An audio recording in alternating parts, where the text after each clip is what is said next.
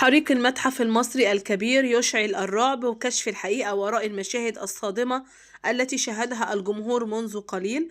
أهلا وسهلا بحضراتكم. قبل أي تفاصيل لايك للفيديو، اشتركوا وفعل الجرس من كلمة الكل عشان خاطر يوصل لكم الجديد والترند. وقبل ده كله هنصلي على رسولنا الكريم عليه أفضل الصلاة والسلام.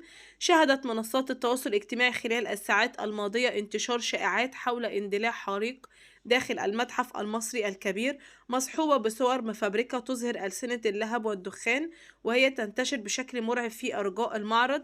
ونفت تقارير رسمية بوزارة السياحة والآثار هذه الشائعات جملا وتفصيلا، مؤكدة أن الصور معدلة بالذكاء الصناعي وليست حقيقية، وإن المتحف يعمل بشكل طبيعي ويستقبل الزوار دون أي أحداث طارئة. وأشارت التقارير إلى أن الهدف من هذه المنشورات هو تحقيق مشاهدات على حسابات التواصل، وأن المتحف المصري الكبير يشهد إقبالا جماهيريا منذ افتتاحه في الأول من نوفمبر، مما يعكس نجاح المشروع ومكانته الثقافية المرموقة. الصور المنتشرة تضمنت عناصر مصطنعة مثل رجال الإطفاء وألسنة اللهب، كما كشف الفحص التقني عن مناطق واضحة تم التلاعب بها باستخدام أدوات التحليل الصور الرقمية، خصوصا في المشاهد التي تظهر النيران والدخان.